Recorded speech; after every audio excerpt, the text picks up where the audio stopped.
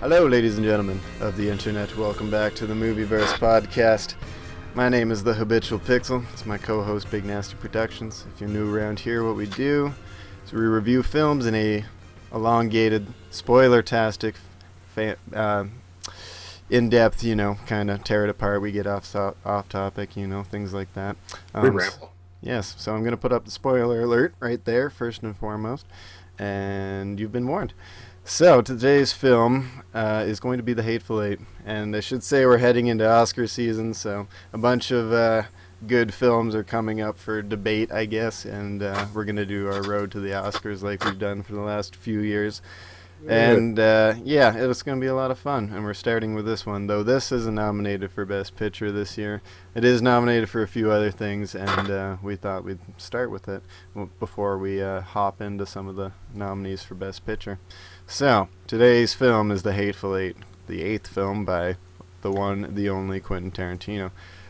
So, where shall we begin? You want to give a synopsis a little bit? Well, I mean, because of a blizzard and due to circumstance, Kurt Russell's character, John Ruth, who's traveling with Jennifer Jason Leigh's character, Daisy Domergue, and they run across in their carriage during a blizzard that's coming, Samuel L. Jackson's character, who's Major Marquise Warren. And anyways, the bounty hunter. Yeah, and they're both bounty hunters, and it turns out that as Samuel L. Jackson has his character's bounties all dead when he brings them back to them, Kurt Russell's character, John Ruth, prefers to have his bounties alive so he can watch them hang. They have the nickname, the Hangman. The Hangman. Anyway, so he's traveling with Daisy Domergue, who he informs Samuel L. Jackson after letting him come aboard his carriage is worth a $10,000 bounty. So, dead or alive. Dead or alive. And then, as the carriage is going along, because they're not going to make it to Red Rock, their final destination, they decided they're going to get holed up at Minnie's haberdashery. So, as they keep going along, they come across another person that's stranded out in the blizzard, which is Walton Goggins' character, who's Chris Mannix, who says that he's actually the new sheriff of Red Rock. So that, basically, if they don't give him a ride and allow him to die, it'll be murder on their behalf. So therefore, murder. Essentially, since he's the to-be sheriff, he would be the one paying the bounty in the first place. Exactly. So that's how they kind of if he's the sheriff. That's how the four of them get together and end up going over to Minnie's haberdashery, where once they arrive, they're already holed up. There's a couple different people. There's Bob, who's some sort of Mexican character. I believe he's credited as Bob the Mexican. I don't actually know what the character's or the actor's real name is. I know it's like Demián something. I can't pronounce his last name. Bichir? Oh, I don't know. Okay, perfect. And then Tim Roth, who's Oswaldo Mowbray. He's pretending to be the hangman. Says that he's the hangman of the Red Rock, so that he's the one that would be doing the execution. Michael Madsen plays Joe Gage, a man who says he's just a guy going home to see his mama for Christmas. In a very Michael Madsen kind of way. Very Michael Madsen kind of way. Bruce Dern, glad to see his old ass putting something. Bruce Dern. Hey, Nebraska was pretty good. Nebraska was awesome. I like Bruce Dern. I feel like he would be called old. But anyways, He plays General Sandy Smithers, a Confederate general who, by all accounts, was a pretty nasty dude during the Civil War. Did some things to some folks of color, we'll say. Mm. And of course, I forgot to mention O.B., the carriage driver. He's that's James Park's character. He's also along for the ride, as it were. As we all are. Yeah. So, anyways, that's how that's how it all gets set up at Minnie's haberdashery. Those three are already there. Those four are already there. Samuel L. Jackson, Kurt Russell, Jennifer Jason Leigh, and James Park. So they're all forced into this small area of Minnie's haberdashery for the duration of this blizzard, which could be a couple days. Because as it turns out, they're all going to Red Rock. Turns out they're all going to Red Rock, and it's an awfully coincidental set of events. And this is some classic Tarantino shit, man, of this could easily be a play, right? It's all one setting. All the characters have, surnames, if you will, the bounty hunter, the hangman, the prisoner, the sheriff, the little man, the Confederate. All, this could be a play, no problem. And I think that really, I don't know, it's good to see Tarantino go back to this kind of Reservoir style, like you said. It's, I don't know, I think this is, like you said, his best film in a long time. Yeah, honestly, I think it is the best film since Reservoir Dogs, because after the Haberdashery as well, I mean, realistically, we already said spoiler, so I'll include it in the synopsis. After that, the Haberdashery, Spoilers. Things start to become strange, and Kurt Russell seems to believe in that... In a very Quentin Tarantino-style series of events. He makes an announcement that he believes that there's at least one person, if not everybody, that's at the Haberdashery that's actually working with Daisy Domergue to make sure that she's released from his custody and not hanged. And so, not hanged. As the story sets up, everybody kind of plays their role, saying their different stories, and you find out that Samuel Jackson starts to question why Minnie would leave Bob in place of the to run the haberdashery. And as it progresses, eventually, someone poisons the coffee. So it eventually becomes a big case of whodunit, kind of like a murder mystery, which was really cool to see how Quentin Tarantino let this unfold. And the cinematography leading up even before they get to the haberdashery, I thought was just fantastic.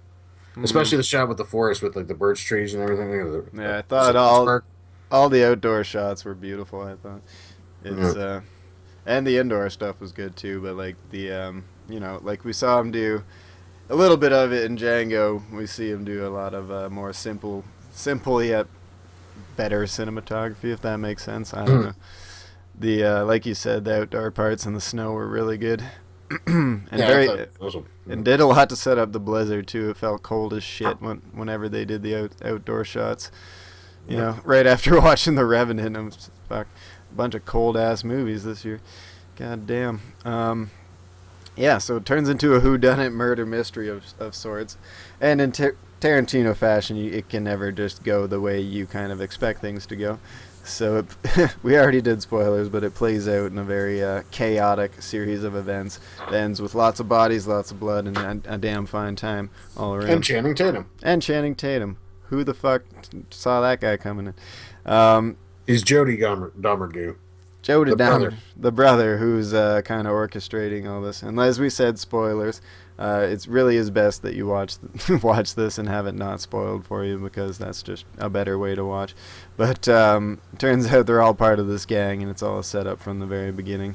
And boy, does it end catastrophically, and not the way they anticipated it. Yeah. Yeah, and I don't know. I thought this film was glorious. This is really well written, sharp dialogue. Tarantino going back to his roots a little bit. A lot more simple than Inglourious and Django, so maybe that's why it's got a bit of lower rating than those two, because it's not quite as extravagant, or like Django was more of an adventure revenge film, right? And so was Inglourious Basterds, mixed in with a little bit of weird French film loving shit. But this is more like 8 people in a cabin and a fucking fucked up set of circumstances, go. And, set in a Western environment. And, it plays out wonderfully. I honestly think it is possibly I'd say it's definitely his best since Pulp Fiction. Mm-hmm. I think it's his best, most unique film since, Yes, exactly. And to me, that's the type of style I like. I like when he was doing Pulp Fiction, Reservoir Dogs were the only, and Four Rooms, which I guess he basically orchestrates, is I guess the best way to put it. Mm-hmm. He only directs parts of it, but anyways, those are the favorite movies of mine that he has influence over. I wasn't a fan of Django Unchained, as you know. I thought that was a piece of shit. Mm-hmm. Yeah, same with Kill Bill. Quentin's big amongst film nerds, and us too being film nerds, you might think he's big amongst us, and that's not exactly true. I'm more of a fan than Cody here is, but that should go to say something that he's not just getting another pass for being being Quentin Tarantino and shoving the N-word into places that it doesn't belong. But I think this is his most true to form film since Pulp Fiction, probably. Oh, dude, I love Pulp Fiction. I love Reservoir Dogs. I went into this wanting to hate it because of the fact that I feel like ever since then, He hasn't made a lot similar to that since then. Yeah. yeah. And I went into this wanting to hate it, and I thought it was fucking awesome. Like Mm-hmm. I fell in love with it after the first time I watched it. I've watched it twice since, Mm-hmm. I and liked. I think it's awesome. I can't wait till it comes out on Blu-ray. Oh yeah, me too. I like Django a little bit more than you, and I would like it. A little bit more than me means you like it like, at all because I can't stand it. I think it's terrible. Well, that's what I mean. I liked it at But all. it goes up to 11. Yeah, exactly. I wouldn't give it an 11. I don't know. I don't even know what I'd give Django thinking about it now, but not a perfect score. It's okay, and like you said, Jamie Foxx pulled it back a lot, but Inglorious I thought was a bit messy for what the idea was. I like Inglourious, I just don't love it.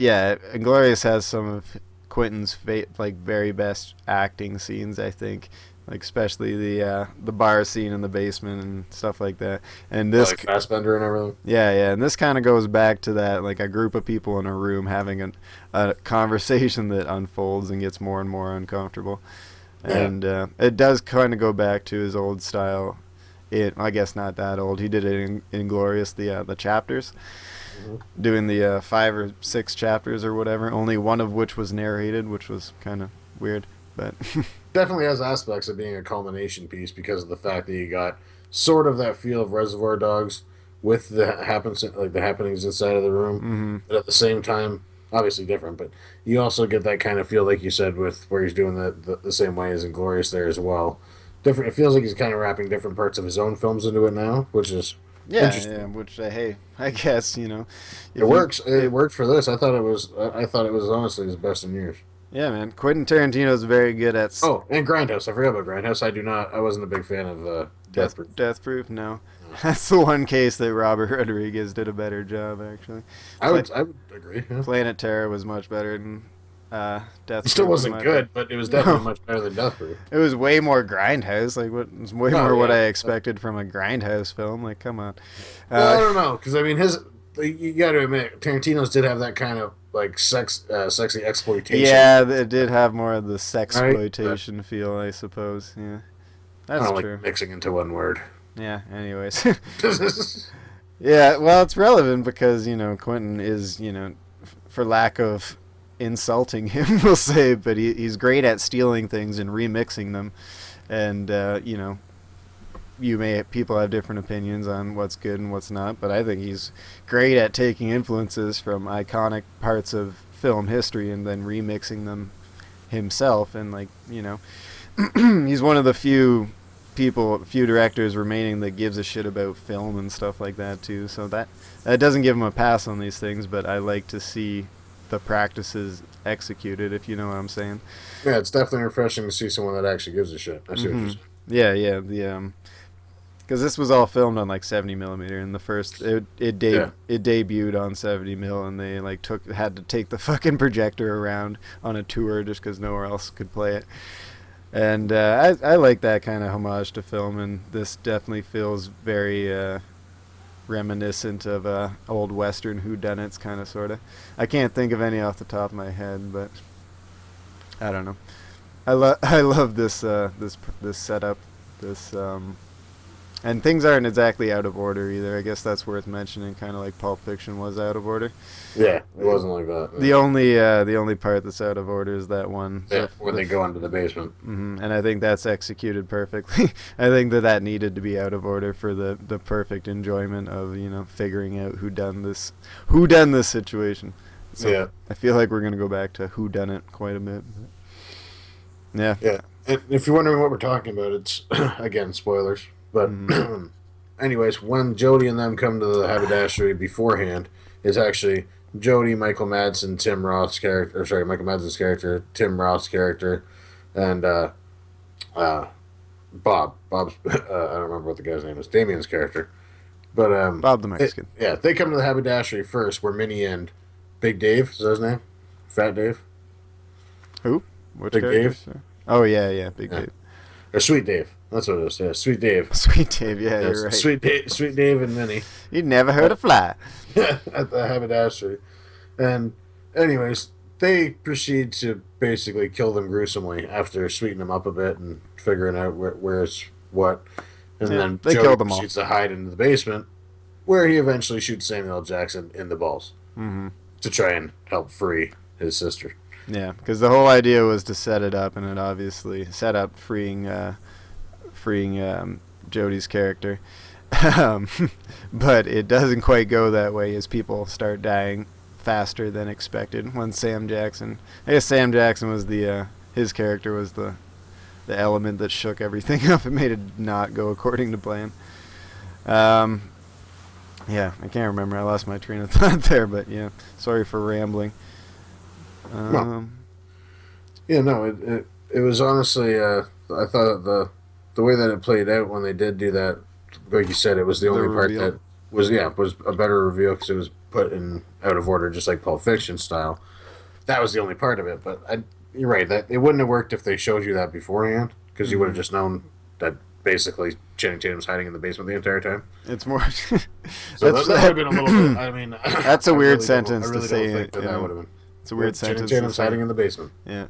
Who'd have thunk it in this Tarantino movie that Channing Tatum would be hiding in the basement and blew Sam Jackson's nuts off? Blew them right off.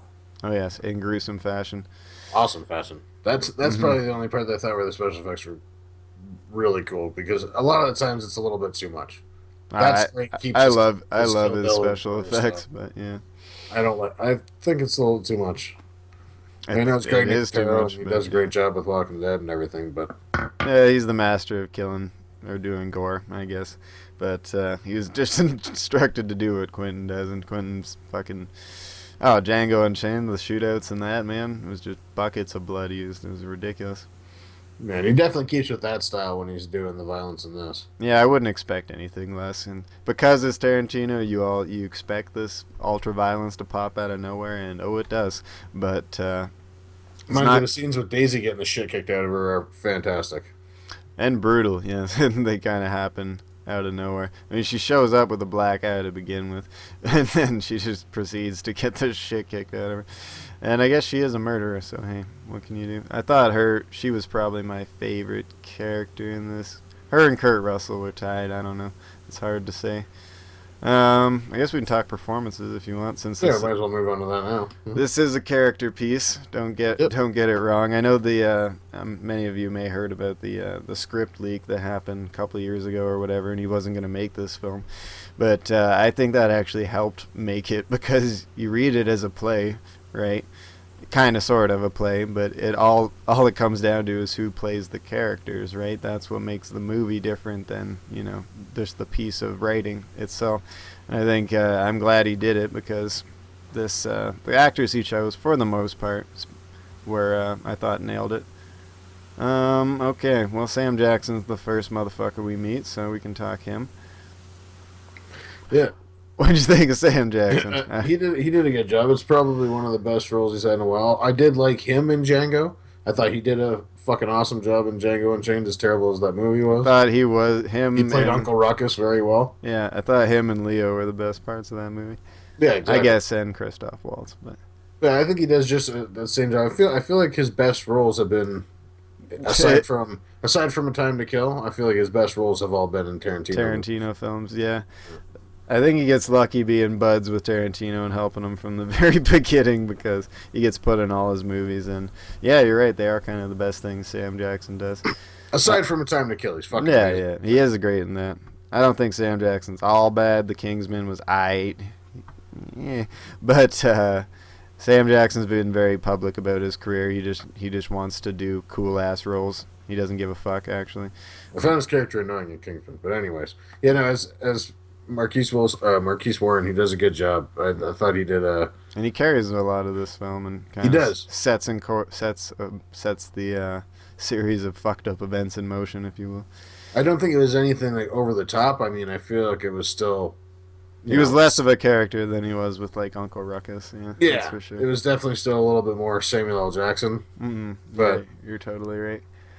It was definitely good. I would give him. Yeah, it's hard to hate Sam Jackson, even though he doesn't. Everyone knows he's in a million movies and doesn't really doesn't always try his darndest. Yeah. Sometimes he just yells "motherfucker" and like snakes on a plane or whatever. But I thought he did a good enough job here. It's better than some of the stuff he does as Nick Fury. Yeah, I'll give him that. More effort was placed in it than Nick Fury.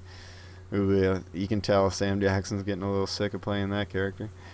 Anyways, we can move on to Kurt Russell, who plays John Ruth, a.k.a. the Hangman. In my opinion, should have got the nod for Best Supporting Actor. Best Supporting? Yeah, I guess supporting. I was going to call him like a main actor, but I guess you can't really. But the main actors, in my opinion, are Sam Jackson and Jennifer Jason Leigh. Yeah, I'd agree with that. With even her, they would said that she's supporting. Is she nominated for Best Supporting? Yep. Yeah, she is. Yeah, I think she already won a Golden Globe or something too. Yeah, you're right. It would be supporting. Yeah, Kurt Russell playing the. Good to see him back doing something a little different, right? Kurt Russell plays the Hangman. What do you think of his performance? I thought he fucking killed it. Kurt Russell was fucking amazing as John Ruth. This is the best thing I've seen Kurt Russell do in years, probably since The Thing. Yeah, well, I'm trying to. This is better than this. He's better in this role than he is as Snake. Snake Plissken, yeah. Yeah, I'll give him that. That's for sure. I'm not terribly fond of the Escape films. I know they're cult classics, but New York's okay. It's just I like New York. New York. LA's just the really bad one where they're literally surfing on a tidal wave. Yeah. It was pretty embarrassing. I do remember that now. Yeah, that is pretty bad. It's pretty shameful. Mind you, New York's got some shameful bits as well, but still, they were some of his better performances. Yeah, I'll agree with that. But yeah, no, I think this is probably the best performance he's ever put out. I'll agree. And I will say best mustache / fucking whatever you call it. I've seen in ages, man. That was a fantastic facial hair, man. Best my nomination for best facial hair of the year, I would say. Yeah, he was an awesome mountain man looking motherfucker. Mm-hmm. And he plays a bounty hunter. The specialty, if you will, is making sure people hang for their crimes. Yeah, because he likes to watch it. Mm-hmm. Because Sam Jackson brought a bunch of dead motherfuckers with him, but he takes the dead or alive. He goes for the dead because they're worth the same either way. But the hangman, he'll see you hang. I thought Sam Jackson explains it in a very Sam Jackson way. He does, which I thought he did rather well, but. I love this character. And then I guess the main character of sorts, Daisy Domergue, a.k.a. the prisoner, a.k.a. Jennifer Jason Leigh. I thought, I don't know where I recognize this girl from, but I thought she did the best. She was probably the best acted character in this film. Aside from Kurt Russell, I would say. It's hard to say which is better, but hey. I'd say, it's between her and Kurt Russell, but she does an absolutely fantastic job. She's 100% in character the entire time. Whereas I feel like Sam Jackson sometimes is just Sam Jackson, you know what I mean? Sam Jackson is often. Walton Goggins? Yeah. I like to call him Boyd Crowder because I feel like that's just what he is in everything now. Oh, The Machinist. She was in The Machinist. I remember that. Anywho. Yeah, I thought she fucking killed it as this quite despicable lady prisoner that is the whole basis of this fucked up scenario. Yep. Yeah, I thought the scene where she played the guitar and sang that song was really well done, all done in one shot. I think talking about watching him die. Yeah. Well, whatever's playing out in the background, and they're fucking with the door again for the millionth time. I love that door gag, by the way.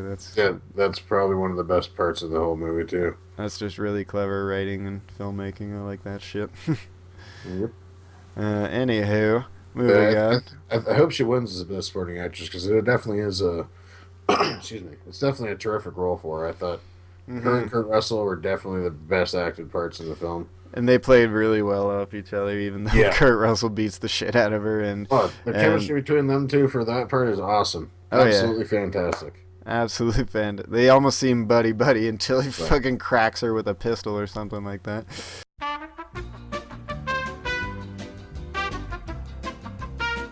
Hi, welcome back to the MOVIEVERSE podcast show. Sorry about the technical difficulties.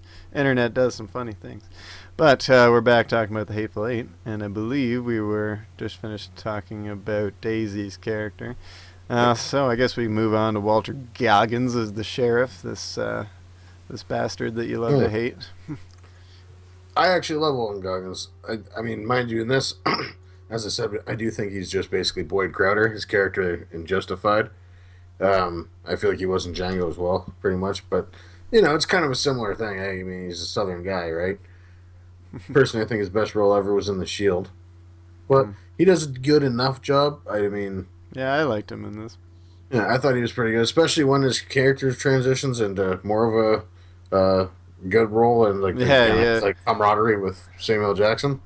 I thought he was a prime. It was interesting that he was a prime suspect when it all started, and then the way it unfolded ends up with, they kind of win, I guess, if you call that winning. But it still ends horrible. Nobody makes it out of this line, by the way. We did say spoiler, but I liked his character. I like it. I love his transition. Yeah. And he has some of the funnier dialogue, I think. And definitely does. Oh yeah, especially some of his reactions, like this fucking guy. Yeah, he was good. And he plays, again, his play name would be the sheriff. And then we have Bob the Mexican. He plays Bob the Mexican, basically. He hangs around. Sorry, I can't pronounce the actor's name. Demián, Bichir, whatever. He's okay. He plays kind of just, He's one of my only issues acting-wise with the film. Yeah. Or performance-wise with the film. I didn't think he was anything special, and I actually felt he was a little... I don't know if it was weird. It felt cheesy to me, but I don't know if that was intentional. What, his accent? Or just the way that he carried himself in it, just the way that his performance was. Yeah. Like, everything to me struck automatically that this guy was fake type thing, you know what I mean? Mm-hmm. So I don't know. That's what it seemed like to me. Yeah, well, it turns out at the end of the day it is fake. So, yeah. So maybe I just caught on to it early. I have no idea, but yeah, I don't know. I thought he was okay. He didn't have much, like a big role. As soon as he started questioning the burn, I'm like, I don't know about this guy. Mm-hmm. And I just felt performance-wise, he didn't really add anything to it. He's just gonna, no. He is kind of just like the Mexican character, hence his play name, the Mexican. Want to visit her mom? Want to visit her mom. Left me in charge. You calling me a liar? Not yet. Not yet. See, I didn't use it yet. Tim Roth plays the little man, a.k.a. Oswaldo Mowbray. Oswaldo Mowbray, a.k.a. English Pete Hickox. I liked his character a lot. I liked the character. I did think it was odd that they'd have a British guy there, considering the time that it was in America. Mm-hmm. But well, there's also a black bounty hunter. So very true. But I just feel like that they wouldn't have liked British people still at that point. I feel it doesn't. I don't actually know where. Does it ever say where in the country that this takes place? I don't believe it does, but I'm sure Red Rock, Colorado, I guess. Oh, is that where it's supposed to be? Oh, it's filmed in Colorado. Never mind. Oh. I don't know if it ever says. I guess it's not terribly important, but it is. It does play. Maybe there's a Red Rock in Arkansas. Yeah, that sounds about right. But the post Civil War does have a little bit to do with the story. Abe Lincoln, all that fun stuff. Yes. That's what I mean. So I don't know. I found that part odd. But Tim Roth does a good job. Tim Roth, to me, is a very good actor. Or in my opinion, I think he's I agree. A very good actor. He always usually is very solid in the roles that he does. I agree. I liked him in this, and the duality of in that one act where everyone's kind of real. I like him better as English Pete. Yeah, so do I. Yeah. But I did like the transition to again, yeah, to see who he really was in that act. Of course, Tim Roth. I've enjoyed his acting since he was Gut Shot in the fucking Reservoir Dogs. So exactly. Yeah, he's a good actor. He's hilarious in Four Rooms. Yeah, oh yeah, he really is. Michael Madison, another Michael Madison, Madsen, sorry, another Tarantino alumni. Michael Madsen doesn't deserve to have his name said right. Say it properly. It's fine. Whatever. I don't. Yeah. Sometimes I say names wrong. I'm not a critic. What can I say? Yeah. He plays Joe Gage, a.k.a. Grouch Douglas, a.k.a. the Cow Puncher. That's an awful play name for him. But, yeah, he's just kind of Michael Madison. Michael Madsen. Yeah, no, I keep correcting you. I'm sorry. Michael Madison. I know I did that one on purpose. But yeah, no, I agree with you. He just kind of plays Michael Madsen. So it almost reminds me of when he was in Sin City for some random reason, probably just because of Quentin Tarantino's influence. Probably, yeah. He doesn't he just play that one detective in that one scene? Yeah. Yeah. He plays, essentially. Just give it up. Yeah. He just plays himself. And he kind of does in this as well, but he has a little bit lesser of a role. He's just kind of another suspect here. See, and he's one of the only people that I like this character in Kill Bill. Yeah, that's fair. I liked his character in Kill Bill as well. And obviously Reservoir Dogs, I do have a lot of respect for Michael Madsen from that. But. I think he's okay at just playing, like, when he's cast as, himself, more or less. Even in, like, Donnie Brasco, for example. He does okay, right? Yep. And he just plays that kind of character. Yeah. He just plays that kind of character, but in a cowboy hat. It was okay. Bruce Dern is the Confederate, a.k.a. General Sandy Smithers. It's one of those things where it stands out a bit just because there is a lot of people that do a really good job. That when you kind of just do a, okay job or it's decent enough, it stands out. That just happens to what it is. It's a unfortunate happenstance. Yeah, especially when it's a character piece, right? Exactly. Just like Sam Jackson sticks out, he does fine, but it's just not quite as quite a character, if you will, as some of these other roles. Yeah. Sorry, I said Bruce Dern back as Sandy Smithers, this Confederate general who did some pretty despicable things, if we're led to believe it. But I liked his character a lot as well. Yeah, I thought he did a really good job. Especially in the conversation with Samuel Jackson. That piece is played out beautifully between the two of them. Mm-hmm. And obviously Bruce is the legend. He's been around since fucking forever. I thought he did a good job, but I liked his turn, actually, in the reveal act as well. He's like, I don't give a shit about these people. After he just witnessed a bar full of people get murdered in front of him. He's like, I think we can use this guy. He's like, you're damn right you can use me. I don't fuck these people. I just want to live. Come on. I thought that was an interesting play as well. And yeah, talk about a truly bizarre conversation piece between Bruce's character and Sam Jackson's character about what he did to his son.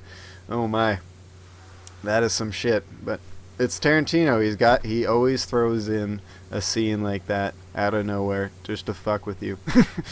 I swear to God, that's why he does it. Like the anal rape scene in Pulp Fiction, the weird toe thing in Inglourious Basterds. Like it's always in there somewhere. I don't know. Quentin's a weird guy. What can I say? Definitely has his quirks. He sure does. But he can, he does have some chops. James Parks is O.B. Jackson, a.k.a. the driver. O.B. He's alright. He's a bit of a comic foil, the way he bursts in that door. I'm never going out in that shit again. And for some reason, O.B. is like the moral center. Kinda, yeah. Because that's the whole reason Walton Goggins... Yeah. Aside from the fact that he almost drank the coffee. Mm-hmm. But he even says, he's like, you didn't say a fucking thing, or you didn't say a goddamn thing. And he says, and besides, he's like, you killed OB or whatever. Yeah. And he was worth more than 10 of you. Or whatever. Yeah. He was the shit. I thought he was a good character. And he did start off as an asshole, kind of, sort of, but I think he then turned into, as it turns out, one of the only innocent people in the damn building, so... Literally. Yeah, but hey, doesn't mean you get to skip the hangman, if it were, or the violent. A note on the practical effects: the poison that's used in the coffee is awesome. Is intense. Like what would it look like if someone got poisoned to death via coffee? Kurt Russell's expression is the greatest thing ever. He's just in fucking blood on the table. Again, that's another classic Tarantino moment. Just like Sam blowing the kid's head off in the car. Like it just kind of sort of comes out of nowhere, but yet boom. I thought it was amazing. Yeah. I think that might have been that, and the finale are the best sequences in the whole film, in my opinion. And then cinematography-wise, the opening scene. Yeah, cinematography-wise, he takes a lot from classic directors and westerns and stuff. I'm sure we'll touch on that in a moment. I guess there's not too many other characters. Channing Tatum as Jody Domergue, Daisy's brother and leader of their gang that I can't remember. Take him or leave him. Mm-hmm. I think it's the Domergue gang. Probably, yeah. And he plays the the guy who set up all this fucked up circumstance, and he comes in, in the, I guess, the third act, whatever you want to call it, the latter half of the film. Again, take it or leave it as right. I don't dislike Channing Tatum as an actor, which is saying something because I started off disliking him quite a bit at the beginning of his career. But, certain roles, I like his comedic stuff. What can I say? You don't think Step Up is a American treasure? No, I do not. And I think the Magic Mike movies are fucked up homoerotic experiments by Soderbergh. Not to say that they're bad films, but hey, they're just not. They don't do anything for Channing Tatum's career, in my opinion. And this is kind of, he plays a minor character. Again, pretty much, yeah. It's pretty minor. Again, realistically, in the story, he's very major. In the story, he sets up this whole fucked up circumstance. Well, the group of them do, but in the story, he's only on screen for maybe 10 or 20 minutes, and he gets his head blown off in extravagant Tarantino fashion, all over Jodie's face and in her mouth and shit, which was horribly violent. No, he's Jodie all over Daisy's face. Sorry, yeah, you're right. He's Jodie all over Daisy's face. Yeah. I can tell what you mean where the special effects were over the top, but hey, what can you say? He likes his blood. I guess, that'd be about it. We got Zobel, who plays Six Horse Judy, gets killed horribly, but she's okay. Sweet Dave as well, played by Gene Jones, gets killed horribly. Yep. And Tarantino himself is the narrator, I was going to say. Yeah, I forgot about that. Yeah. Mm-hmm. Usually he slots himself in an undeserved cameo role. Not that I dislike all his cameos, but hey, he's going to go down as the guy who said dead nigger storage in a Tarantino film. Yep. So, hey. Again, there's only one scene that's narrated, and it's kind of done in a way that, like, hey, everybody, this is exactly what's going on. Now watch. And I get remember why the coffee. Yeah. Yeah, remember the coffee? I know you weren't paying attention to that shit because you're watching all the other crazy shit, but hey, that coffee's important.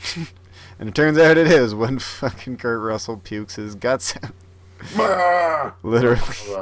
That's the greatest fucking... that scene, like, you're right. Russell. I think, was it Walton who's right in front of him? Or is it... Walton's behind him, he had just poured his cup, and or is it, him and OB are both puking the guts out. Walton's still sitting there until he the second time, and finally throws the fucking coffee. Yeah, Walton's a dumb character. Maybe that's why I like him a little bit as well. He had no business making it as long in the story as he did, but hey, he does kind of win the story. Again, quotation marks, everyone dies horribly. But that scene, though, the reaction of everyone in the room when he does the initial puke of blood, oh my god. That's a classic Tarantino movie. That was insane. I love that. That's one of the funniest.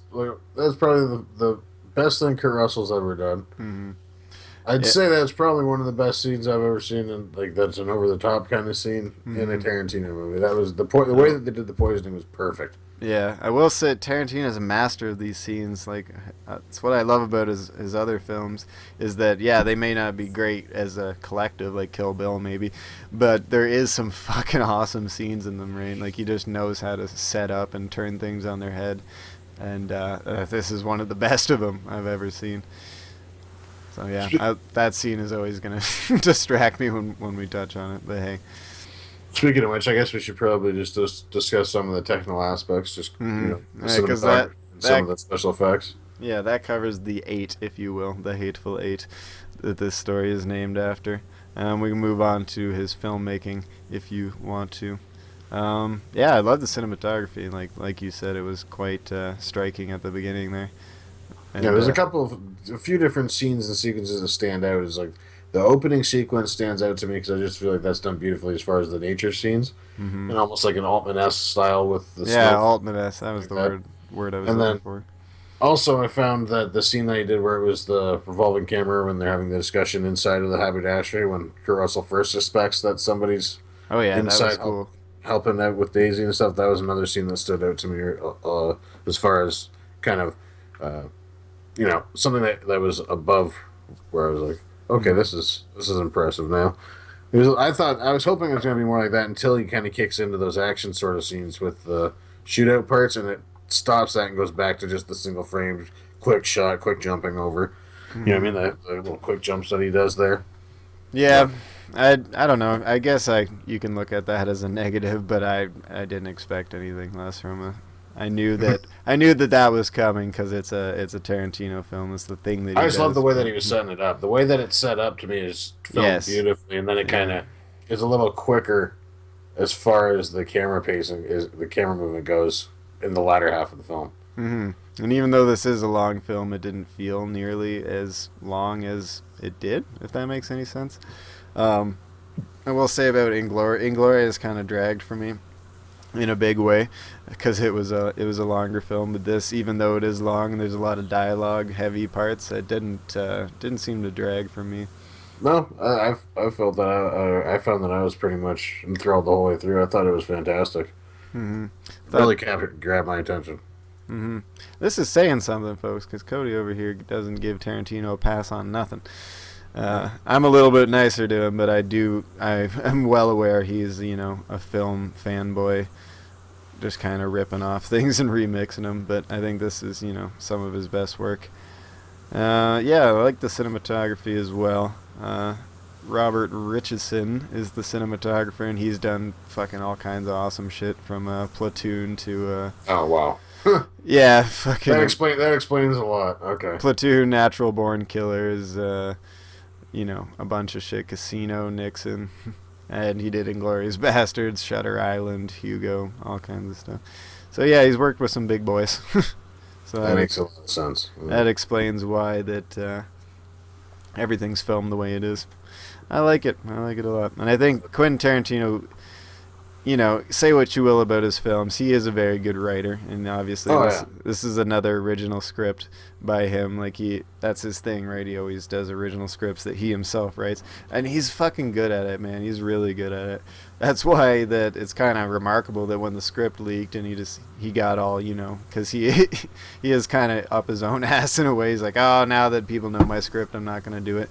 But people are like, yo, this is a really good script. You should probably just make this anyways. And he did. He's a very good writer, and I think this is some of his best writing in, in a long time, actually. It's clever, it's a character piece, it's not too complicated. Again, like one or two sets, like a simple yet beautiful setup for something like this. Yeah, I think this is some of his best work. Excuse me. I believe he's nominated for writing, like he is with all of his films pretty much. So I think he would deserve that. Maybe a writing nod. Yeah, the writing on it is definitely fantastic. I thought it was probably the best written one that he's had in a few years as well. It's not as nonsensical, but there's definitely I like the way that it only has that one linear plot where it only has the one thing going back to it. You know what I mean? Mm-hmm. It's not a bunch of different things. I thought that was. I think cool. that was kind of the problem with various films of his career, Kill Bill, for example, or especially that was kind of what I had in mind. Was especially Inglourious. The way Inglourious was chopped up, I don't know, but that's a different story. I think this is edited way better as well. Yeah, but the writing was fantastic. The editing was great. Cinematography was great. I think from a technical standpoint, this is his best film, hands down. I agree. And the homage to classic Western music by getting fucking the guy, I can't really pronounce his name, but the guy who did the music for Good, the Bad, and the Ugly, for fuck's sake. Get him back in there to do the original soundtrack. It was a nice touch as well. Yeah, I think this is honestly one of the best films he's ever made. And it's kind of getting a bum rap on, 75%. I feel it deserves a little bit better than that. But hey, I would agree. What can you do? Ed is the internet, and that's In what... fact, oh, Sorry. you're gone again, aren't you? Oh, we might Shite. have more technical difficulties.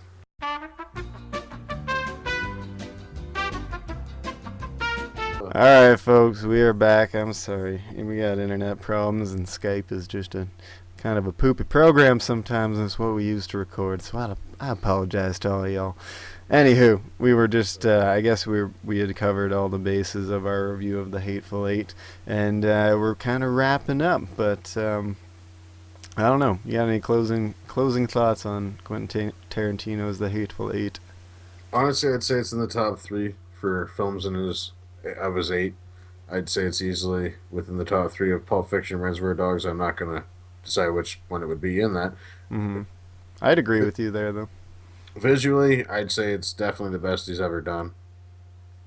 Performance-wise, might be one of the best casts he's ever had, as well as the fact that it's definitely, like you said before, probably the best written. Very well written. Very well written, at least. Honestly, I think even if you're not a Quentin Tarantino fan, for the most part, like myself, maybe you only like Pulp Fiction, Reservoir Dogs as well. It's definitely something you have to see if that's the case. I feel like maybe that's what it was. It just felt more authentic to that type of style of filmmaking that he was doing then, or even the writing. I don't know. Maybe that's what it is. But there's something about it where it feels like it's a lot. It's just something that it stands out in his career for sure. It feels like it's definitely one of the top films of 2015, and I think it should have probably gotten a nod at least to be in the best picture category, just because it was one of the best movies of 2015 or best film. I would agree with that. Yeah, if Mad Max made it there, which is impressive enough, I think this could have been there as well. Now, I know the numbers weren't anywhere near the same as Mad Max, and that really shouldn't play a role in it, but it does. Yeah, I know it's not his most financially successful endeavor, but hey, I thought it was, like you said, true to form, man. It's what people, it caught the eye of people back in the day when Tarantino first started making films, is that, hey, this guy writes and does things a little bit differently, and, while at the same time using all kinds of shit he loved from old films, and he does that, pretty much perfectly here. Yeah, I don't know. Anything else you want to say? You want to give her a score? I think honestly, with all things considered, with the visual aspects, which are just fantastic, the set design, which is fantastic, the costuming, everything. Everything's like a lot. It does have some issues performance-wise, though they're minimal. It does have some performance issues. I got to admit that there's a couple of glaring weaknesses with some of the things there, especially even with some of the parts of the plot. Mm-hmm. But only in the fact that you would have seen the guy that's poisoning the coffee. But that's just nitpicking. So honestly, if I was going to give it a score, I think out of 10, I'm going to have to go ahead and give it an 8.5. 8.5. Wow. Yeah, that's near what I would give it to. I like this a lot. I'm a bit more of a fan of Tarantino's wacky ass style, but I haven't loved everything he's done by any means. But I think this is one of his best films of his career, if not, like you said, at least the top 3. And I hope it gets recognized for a few things, at least, the acting or the writing at the very least. It might have a nomination for sound as well. And the sound was done very well too, I thought. I don't know. I think I'd have to come in with a 9 out of 10 though, because I enjoyed this character piece a lot. I think if he if he stuck more to this style with his other stories that he wanted to tell, and in Inglourious and Django and whatnot, they might be better films. I don't know. I know that's nitpicky to say, but hey, that's what we do here. I completely agree with you. I love this film a lot. I can't wait to own it. I think it's, I'd like to see Tarantino do more of this style, more, like, even if he just writes more for other people, but in this style, like, this is, this is really clever filmmaking. I appreciate it on, like, a technical level, too, because it's, the single set, multiple camera, multi-character kind of story. It's doing a lot with seemingly a little, but he does it well. Yeah, I'd say 9 out of 10. I know that's a high score, but hey, I like this film a lot. And I know there'll be a few other high scores coming up as we're looking at, supposedly the best films of the year. So we'll see. So that's been our Hateful Eight interview. Thank you for sticking with us while we ramble and have god-awful internet problems and whatnot. My name has been The Habitual Pixelist, my co-host, Big Nasty Productions. Stay tuned for many a film review coming up as we lead into Oscar season and we start talking about the cream of the crap and get real artsy-fartsy on your ass. So give us a like or a subscribe if you dig what we do. We'll see you next time.